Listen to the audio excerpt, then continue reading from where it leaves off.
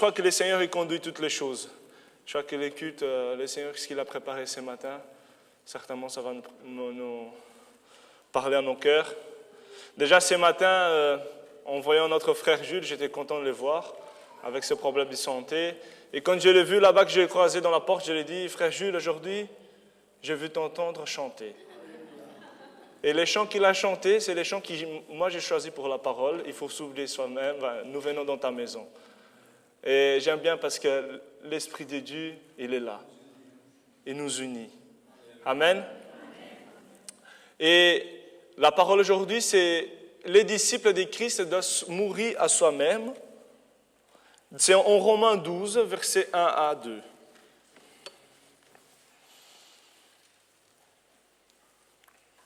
Romains chapitre 12, versets 1 et 2. Aujourd'hui, il n'y a pas de PowerPoint. Vous pouvez prendre vos Bibles. Donc, Amen, vous l'avez tous? Alors, je vous encourage donc, frères, par les compassions de Dieu, à offrir vos corps comme un sacrifice vivant, saint, agréable à Dieu. Ce qui sera de votre part un culte raisonnable. Ne vous conformez pas au monde présent, mais soyez transformés par le renouvellement de l'intelligence, afin que vous discerniez ce qui est bon, agréable et parfait. Amen. Vous pouvez prendre place. Donc en fait, dans la continuité de mon message du dimanche passé, on va voir certains enseignements. On va voir quelques enseignements autour de ce thème, les disciples de Christ doivent mourir à soi-même. Et en fait, juste pour situer ceux qui n'étaient pas là dimanche passé, le dimanche passé, on a vu cette métaphore du grain de blé, que le Seigneur il a partagé avec ses disciples avant sa mort. Et en fait, il dit, un grain de blé reste un seul grain. S'il ne tombe pas en terre, il ne meurt pas. Mais s'il meurt, il produit beaucoup de fruits. C'est ce que le Seigneur il a dit. Donc Jésus est mort pour donner la vie. Donc la mort de Jésus, elle a porté beaucoup de fruits. Donc tous ceux qui croient, ils sont sauvés. Donc en fait, on a développé un message sur ces principes-là, que la mort, elle précède la vie, si vous vous souvenez. Et nous devons mourir pour vivre. C'est le principe de Dieu. Et ces concepts, on les trouve dans tous les processus de la vie. Donc, on a vu qu'on se trouve dans la création, ça se trouve dans la nouvelle naissance, ça se trouve aussi dans la vie des disciples, et ça se trouve aussi dans la mort de notre corps humain. On doit toujours faire mourir le vieil homme pour pouvoir être cette nouvelle créature en Christ. C'est plus ou moins ces principes-là. On meurt aujourd'hui, mais demain nous aurons encore glorifié devant le Seigneur. Donc, c'est dans cette perspective-là du grain de blé qui meurt, mais qui produit beaucoup de fruits, que je vais développer ce thème de la vie du disciple de Christ. Donc, comme annoncé dimanche passé, ça sera un message plus pratique. Aujourd'hui, donc ce matin, on va voir les disciples de Christ doivent mourir à soi-même. Et dimanche prochain, la continuation, ça sera les disciples de Christ doivent fructifier. Amen. C'est le processus naturel dans la vie et dans la vie du chrétien aussi.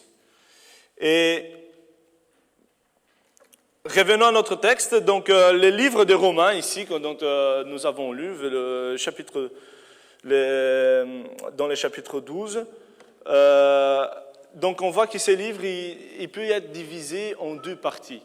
Donc la première partie, du chapitre 1 à 11, Paul, en fait, il montre sa partie doctrinale, il montre l'enseignement. Et à partir de ces versets-là, à partir de ce chapitre-là, 12, Paul, il commence avec cette partie plus pratique. Comme les disciples de Christ, il doit s'y comporter. C'est vraiment la partie plus éthique. Et justement, ici, il commence par cette partie pratique.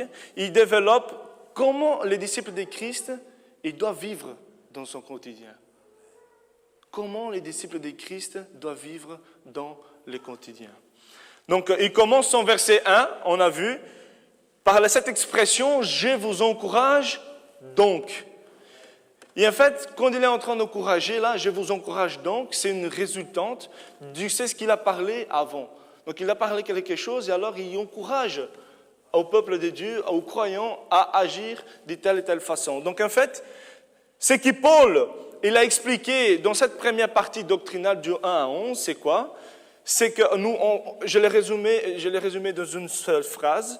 En fait, Dieu, par ses compassions, il a manifesté sa bonté envers nous en étant l'auteur d'un si grand salut. Donc dans sa compassion, il s'est manifesté. Il nous a donné un grand salut. En fait, ces résumés-là du chapitre 1 à 11, c'est plus ou moins ça l'idée centrale qui Paul le défend. Et en fait, puisqu'on est bénéficiaire là, d'un grand salut, puisqu'on a ce salut, le Seigneur nous donne une vie éternelle, donc il nous encourage à... Et c'est ça ce qu'on va voir aujourd'hui. Et il encourage, on va voir qu'il y a ces principes de mourir à soi-même, de renoncer à soi-même. Et ici, dans ces versets qu'on a lus, en Romains 1, 2, on peut trouver 3 clés qui Paul il nous donne et qui nous montrent comment les disciples de Christ, ils doivent mourir à soi-même. Donc ces 3 clés-là, de comment mourir à soi-même, c'est ce que Paul il aborde ici dans ces 2 versets-là. Et en fait, je vais juste vous partager, avant de rentrer dans le vif du sujet, un peu brièvement ce qu'on a vécu, ce qu'on a vu à l'étude biblique jeudi, ceux qui étaient là, parce que je trouve qu'il y a un rapport avec le message d'aujourd'hui. Et en fait, cette vérité centrale de l'étude était que Jésus, il s'est consacré à lui-même en offrant sa vie par amour de ses disciples. Et alors, il dit, les croyants sont appelés à s'y consacrer en offrant sa vie par amour pour Jésus. Amen. Donc, cette consécration, elle doit passer par la renonce de soi. Elle doit passer par cette meurtre de soi, enfin, mourir à soi-même, meurtre de soi. Donc, en fait, c'était vraiment une étude édifiante. Et juste au passage, je vous encourage à venir à l'étude du jeudi. Le Seigneur, il est en train de nous parler. Le Seigneur, il est en train d'œuvrer parmi nous. Le Seigneur est en train de parler à nos cœurs. Et c'est ce qu'on a vu jeudi passé, c'est que ne passons pas à côté de ce que Dieu est en train de nous parler. Ne passons pas à côté de ce que le Seigneur est en train de faire. Amen. Si le Seigneur nous appelle à rester éveillés avec lui, ne nous endormons pas, restons éveillés avec lui. C'est un peu ce qu'on a vu jeudi. Et je veux vous encourager à être attentifs à ce que Dieu est en train de parler à nos cœurs. Amen. Et je vous encourage à ne pas avoir cette vie superficielle, mais avoir cette communion intime avec le Seigneur. C'est ce qu'on a vu jeudi. Et donc, en revenant en Romains, donc, puisque nous sommes en fait bénéficiaires d'un si grand salut, Paul il nous incite tout d'abord à, premier verset, offrir notre corps comme un sacrifice, afin de mourir à soi-même. Donc déjà, cette offrande, ça comporte déjà ces sacrifices, ça comporte déjà cette mort à soi-même. Donc, offrir notre corps, c'est cette première clé que je voulais vous partager, comme un sacrifice. Donc tout d'abord, offrir notre corps comme un sacrifice implique un choix de notre part. Donc à cause du message de l'Évangile, je décide de me consacrer au Seigneur. Donc ce choix n'est pas un choix forcé, mais c'est un choix volontaire. Comme on a vu, c'est par amour de Christ. Et Paul, en fait, il fait appel à tous les croyants à avoir cette attitude qui a animé aussi le Seigneur Jésus-Christ. Donc, le Seigneur, il a choisi, lui, volontairement, par amour de l'humanité, de donner sa vie pour le salut de toute la création. Il l'a fait par amour, car Dieu a tant aimé le monde. Et une chose intéressante que j'aimerais souligner, c'est que les temps ici du verbe « offrir », dans la langue grecque. Donc, la conjugaison de ces mots-là, elle prend un sens d'une offrande constante, une offrande répétitive dans le futur. Donc, ce que Paul, en fait, est en train de nous enseigner, c'est que non seulement nous devons offrir notre corps comme un choix personnel, volontaire, mais aussi offrir notre corps comme un sacrifice doit être aussi une action constante. Tous les jours, j'offre mon corps comme un sacrifice à mon Seigneur. Tous les jours, je consacre ma vie à Dieu. Amen. Donc, en fait, dire à Dieu, Seigneur, me voici, Seigneur, je t'offre ma vie, n'est pas une action qu'on fait une fois à notre conversion, n'est pas une action qu'on fait à chaque dimanche, mais c'est une action journalière, c'est une action dans notre quotidien. Donc en fait, là, la question ici n'est pas de dire « je rends un culte à Dieu en offrant ma vie car je viens les dimanches à l'église », mais la question ici est « je rends un culte à Dieu en offrant ma vie et je le vis chaque jour ». Seigneur, de dimanche au dimanche, je veux offrir ma vie. Ce véritable sacrifice n'est pas un rituel, mais ce véritable sacrifice, c'est une offrande de vie. S'arrêtons un peu, le Seigneur, franchement, il a guidé aujourd'hui, ce témoignage de la sœur Barbara, c'est vraiment ça, je le vis chaque jour, c'est un sacrifice. Tu as la colère qui est là, qui monte, tu as envie de frapper, ça nous est arrivé, bon, du moins à moi, oui, mais je n'ai pas frappé. Mais sa colère qui monte, et nous on dit, Seigneur, je suis une nouvelle créature. Moi, tous les jours, je veux vivre ces cultes, je veux faire ce qui est agréable à tes yeux. Je me contrôle, maîtrise de soi, et le Seigneur, il vient et agit dans notre situation. On va dire, cette vieille Barbara, on me prend pas mal, cette vieille nature, qui ressort, elle dit, tu ne ressors pas, tu restes là, couché. Tu ne te lèves pas. Paul parle d'assujetti notre vieille nature. Donc vraiment assujetti, c'est vraiment le tenir couché avec les pieds comme ça. Vraiment. Et c'est vraiment ce que Paul il nous appelle à faire, à offrir notre corps comme un sacrifice tous les jours. Notre vieille nature, elle veut revenir, mais toi, tu la tiens. Non, toi, tu ne te lèves pas. Moi, je suis une nouvelle créature en Christ Jésus. J'offre ma vie, pas que les dimanches. Je n'ai pas offert ma vie quand je me suis converti, mais j'offre ma vie tous les jours. Je les vis, ces cultes, ces sacrifices tous les jours. C'est vraiment un sacrifice. Ne pas contrôler ses émotions, ne pas aller dans les vifs du sujet. Tu dois te mourir à toi-même. Ça comporte ça. Et donc, certainement, vous le savez, mais juste pour être clair, offrir notre corps ne signifie pas qu'on doit s'égorger nous-mêmes. Ne signifie pas qu'on doit tuer des autres en s'y faisant passer par des martyrs. Mais cela signifie que nous renoncions jour après jour nos désirs et nos volontés pour suivre le Christ. Donc cela signifie que nous mettions notre énergie et nos ressources au service de Dieu comme un culte d'adoration, de dimanche au dimanche. De plus, offrir notre corps, il comprend déjà cette idée des sacrifices, ce sens des sacrifices, mais Paul, il est tellement méticuleux dans son enseignement qu'il souligne 3 caractéristiques de ces sacrifices-là. Donc, qu'est-ce que Paul dit? Qu'on doit être un sacrifice vivant, saint et agréable à Dieu. Donc, en fait, les sacrifices vivants impliquent maintenant que Christ règne sur nous. Ils n'ont plus les péchés. Nous ne sommes plus esclaves du péché, puisque le péché n'a plus le pouvoir sur nous. Et donc nous, en Christ, on peut choisir d'y refuser, d'obéir à ses volontés et ses désirs. Ça retombe toujours dans ce témoignage. Je refuse d'agir dans cette colère, je suis une nouvelle créature. Donc après notre conversion, après qu'on se convertit, il y a toujours ces combats journaliers.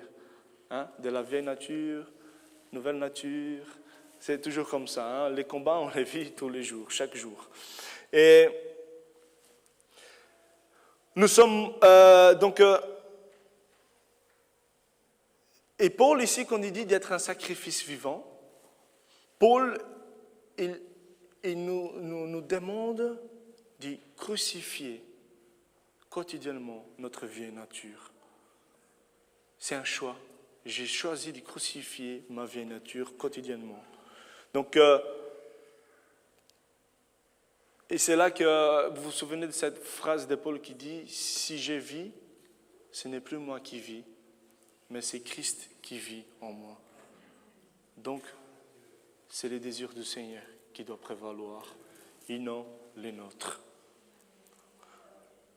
Et la parole nous encourage aussi à ne pas mettre notre être entier, nos membres, à la disposition du péché, comme on a fait auparavant, mais nous devons mettre tout nos corps, tout notre être, tous nos membres au service de Dieu. Il doit être consacré à Dieu. Notre corps, nos membres, nos pensées, notre intérieur, il doit être un sacrifice saint. Il doit être offert à Dieu. Et vous savez, l'offrande qui a été consacrée, elle n'appartient plus à la personne qui l'a offert. Si j'offre quelque chose, ce n'est plus à moi, je l'ai offert. Et en fait ici, une fois que notre vie elle est consacrée à Dieu, notre vie ne nous appartient plus. Notre vie, elle est à part, consacrée à Dieu. Et nous devenons les temples du Saint-Esprit. Cette vie de consécration à Dieu sera un sacrifice agréable à Dieu. Et Paul rajoute qu'une vie de sacrifice à Dieu est un culte raisonnable. Une vie de sacrifice est un culte logique, c'est raisonnable, c'est logique. Donc en fait, dans le culte de l'Ancien Testament, il y avait des sacrifices pour les péchés, donc des sacrifices de reconnaissance, et en fait, les sacrifices d'animaux, ils étaient un acte d'adoration. Et Christ maintenant, une fois qu'il a accompli dans la croix ces sacrifices pour nos péchés, il a tout accompli, il a tout payé. Nous, les croyants, on ne doit rien ajouter. Cependant, ici maintenant dans cette nouvelle alliance, qu'est-ce que Dieu nous demande ? Dieu nous demande que les croyants puissent offrir sa vie en sacrifice. Donc en fait, on ne fait pas les sacrifices, mais on est les sacrifices nous-mêmes. Avant, dans l'Ancien Testament, on devait faire un sacrifice, mais aujourd'hui, dans la Nouvelle Alliance, c'est moi le sacrifice. Je suis le sacrifice. C'est un acte de reconnaissance et d'adoration à notre Dieu. Donc, en fait, notre Maître, il s'est donné lui-même, et c'est tout à fait logique, c'est tout à fait un culte raisonnable qu'on lui rend quand on offre tout notre être sans réserve à lui. Donc, pour mourir à soi-même, nous devons offrir notre vie en sacrifice à Dieu. Donc, en fait, pendant que j'ai préparé, il y a des questions qui me sont venues en tête, qui m'ont parlé, qui m'ont amené à une réflexion. Donc, en fait, première question, j'espère que ça va vous amener à une réflexion, c'est que, est-ce que dans mon quotidien, j'offre ma vie à Dieu? Est-ce que dans mon quotidien, j'offre ma vie à Dieu? Est-ce que je rends un culte qui plaît à Dieu? Est-ce que je rends un culte agréable à Dieu?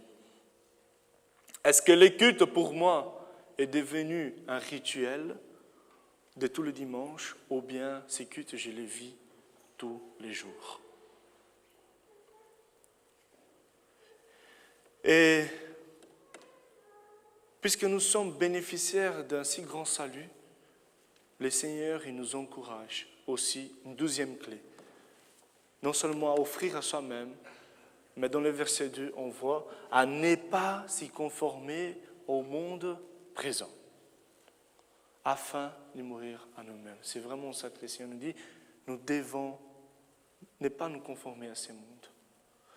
Donc en fait, ne pas s'y conformer au monde présent, c'est aussi une mort à notre nature, c'est une mort à nous-mêmes.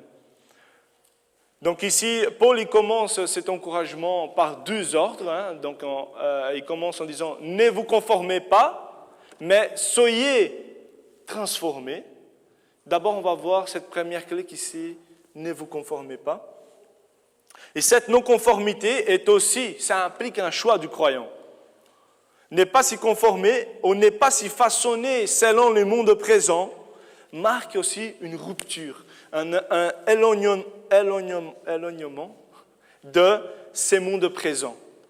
Donc les chrétiens vivent dans ces mondes présents, mais ils appartiennent déjà à un monde futur, un nouveau monde avec Christ. Donc les mondes présents, ça signifie quoi? C'est un monde qui est marqué par les péchés. La Bible qualifie même ces mondes présents, ces siècles présents, comme en étant un siècle mauvais. Et dans, notre nature humaine aussi, elle est marquée par les péchés.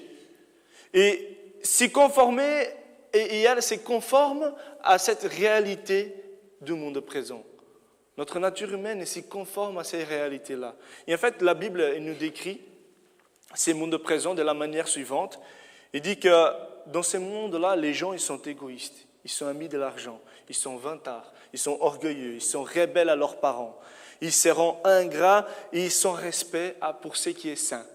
Les gens ils sont insensibles, sans pitié, calomniateurs, cruels, ils sont emportés et enflés d'orgueil. Ils aiment les plaisirs plutôt que Dieu. C'est vraiment ça. Paul, quand il a écrit ces passages-là à Timothée, en le mettant en garde, il savait de quoi il parlait. Et ces mondes, c'est vraiment caractérisé aujourd'hui, caractérisé vraiment pour ça. Donc en fait, nous, en étant croyants, on doit refuser de se laisser gouverner par ces choses-là. On doit refuser de se laisser gouverner par ces désirs corrompus qui prédominent dans le monde présent. Donc sans la foi en Christ, il était impossible d'y vaincre ces désirs charnels. Parce que ces désirs-là, tout ce que j'ai cité, c'est inné, c'est déjà dans l'être humain, c'est déjà dans ton DNA de nature pécheresse, ça comporte déjà.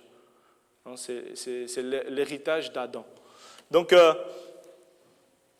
l'homme, par ses propres dispositions humaines, il était incapable d'y lutter contre sa propre nature.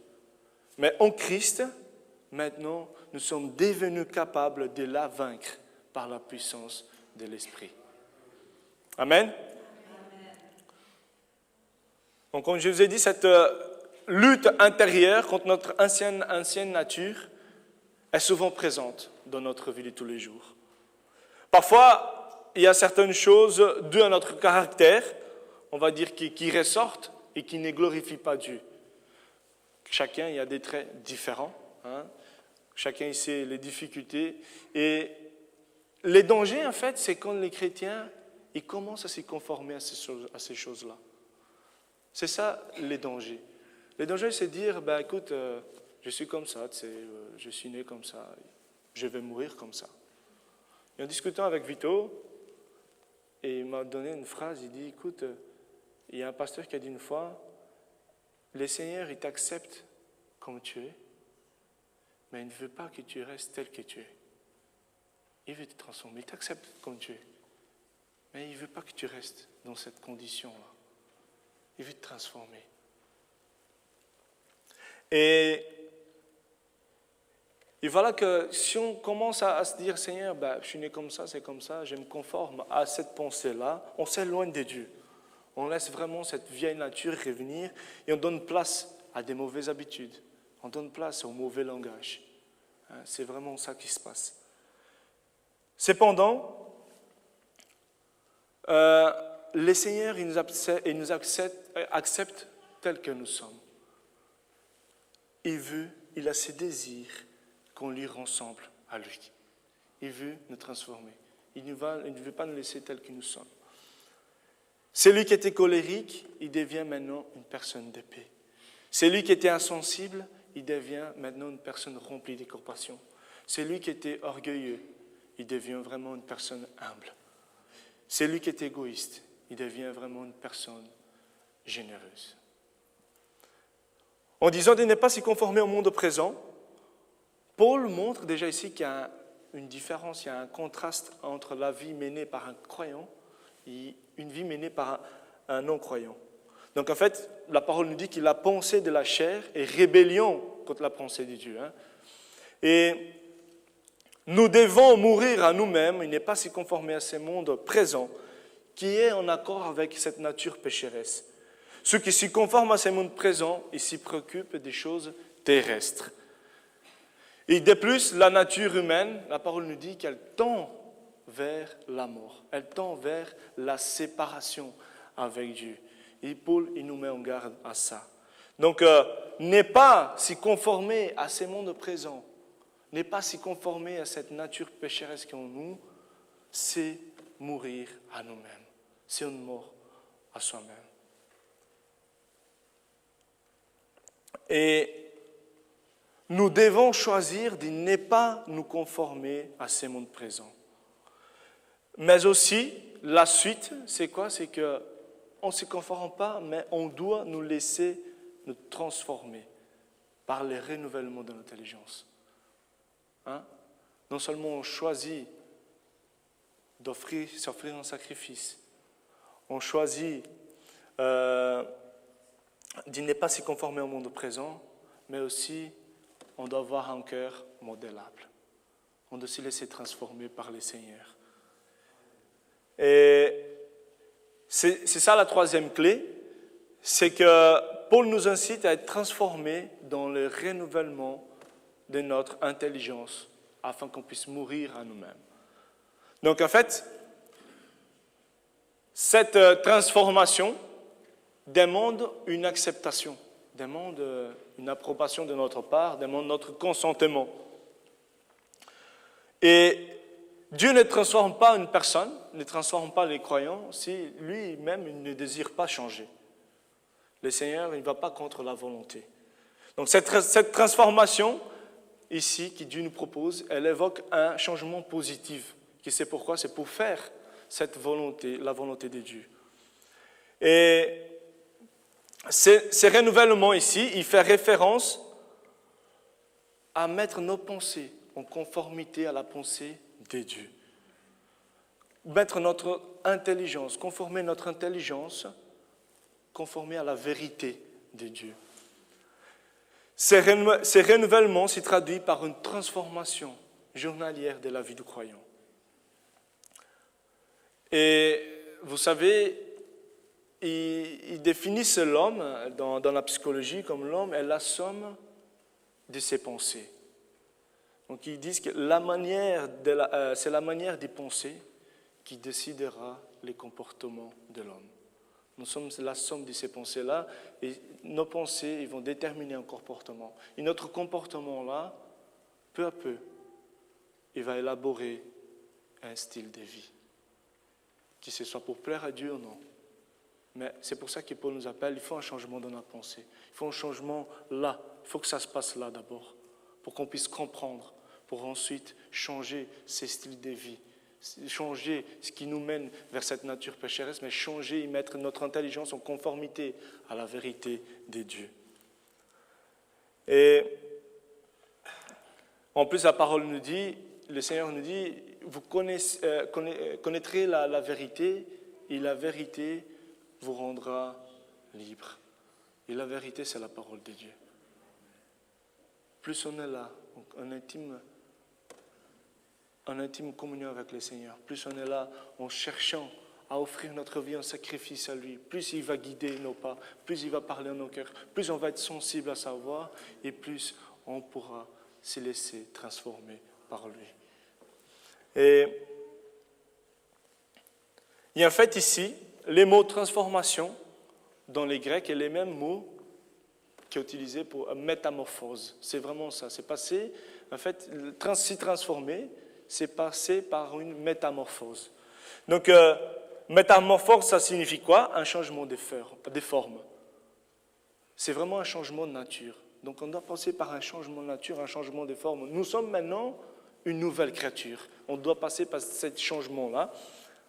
On va dire de la chenille au papillon. Peut-être que ce n'est pas le meilleur exemple pour les hommes de devenir un papillon. Mais voilà, c'est de la chenille au papillon. Et, bref, notre intelligence, elle a besoin d'être réorientée. Notre intelligence, elle doit être redynamisée. Ici, il s'agit d'une transformation spirituelle et morale. C'est un renouvellement qui modifie notre façon de voir le monde. Elle modifie la façon de voir nous-mêmes et elle modifie aussi la façon comment on va s'y comporter dans la société.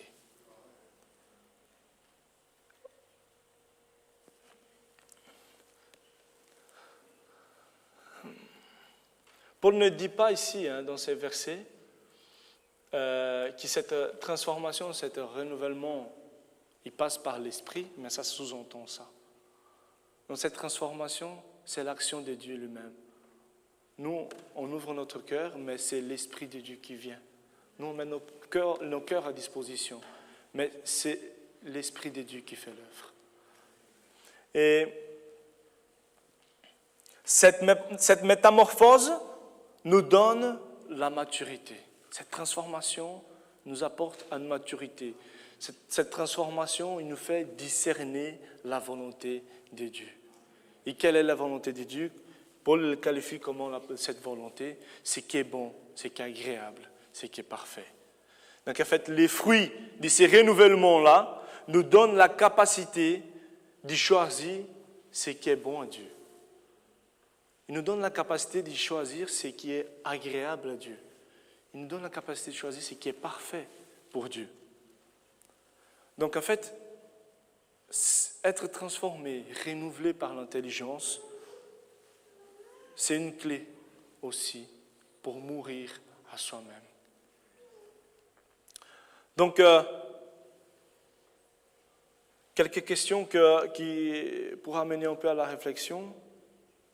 Si on ne donne pas la place au Seigneur dans notre quotidien, comment le Seigneur peut nous transformer et mettre ses pensées en nous? Si on ne donne pas la place, on ne donne pas l'espace à Dieu, comment nous, on peut être transformés? Comment nous pouvons être un sacrifice vivant, sain et agréable si nous suivons encore nos propres désirs, nos propres intérêts? Comment nous pouvons alors discerner la volonté de Dieu, ce qui est bon, agréable, parfait, si nous ne laissons pas nous transformer par lui? Il est impossible. On a besoin d'être ces sacrifices vivants.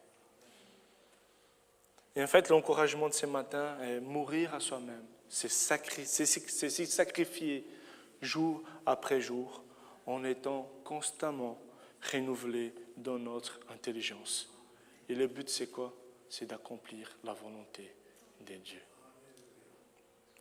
Ces attitudes impliquent une responsabilité personnelle de chaque individu. Nous pouvons nous encourager mutuellement, mais répondre à ces messages et mourir à soi-même est un choix personnel, volontaire, et surtout, on le fait par amour de notre Seigneur. Amen. Je vais vous demander de vous lever, j'ai fini avec la parole. Vous savez, c'est vraiment ça, cet sacrifice. Ça m'a beaucoup parlé, ce témoignage de Barbara. C'est vraiment ça, en fait, c'est ces combats, ces sacrifices, c'est cette offrande d'une vie qui dit, Seigneur, je ne veux pas me conformer à cette colère, je ne veux pas me conformer, dans ce cas ici, je ne veux pas me conformer à ce que ma nature me demande de faire, mais je veux me conformer à ce qui est agréable à toi. Et vous savez, le Seigneur, il l'a utilisé dans ces moments-là. Le Seigneur lui a donné le discernement. Et son mari, qu'est-ce qu'elle dit? Il a pleuré. Il dit, voilà, ça s'est transformé, toute ma colère, elle est là dans ces sacs à poubelle. J'ai ramassé tout ce qui ne va pas, j'ai mis dans un sac et j'ai porté mes fardeaux au Seigneur. J'ai apporté ma vie comme un sacrifice devant le Seigneur. Et le Seigneur, certainement, il a parlé à son cœur. Vous savez, c'est plus les attitudes qui parlent. On peut dire, on peut parler, mais voilà, après, si ton attitude ne correspond pas à ce que tu dis, ce que tu prêches, ton témoignage, il est perdu d'avance. Mais qu'on puisse aujourd'hui vraiment offrir notre vie comme un sacrifice à Dieu. C'est vraiment cette mort à soi, ça demande vraiment une mort à soi. Déjà, offrir notre vie. Et on ne se conforme pas à ce que cette nature nous demande de faire, cette nature pécheresse, non. Mais on se laisse transformer par Dieu. Parce qu'il veut qu'on lui ressemble. Il veut qu'on arrive à le stade de perfection. Il veut cela. Il veut nous guider. Il veut nous changer nos dispositions. Il veut mettre sa pensée en nous. Et la parole nous dit d'amener notre pensée captive, toutes nos pensées captives à Christ. Parce que le Seigneur, il a un plan pour nous. Le Seigneur, il veut aujourd'hui, ici sur cette terre, qu'on puisse vivre une vie avec lui. Il veut qu'aujourd'hui, on puisse avoir cette vie, cette vie qui exprime, qui glorifie son nom, qui exprime sa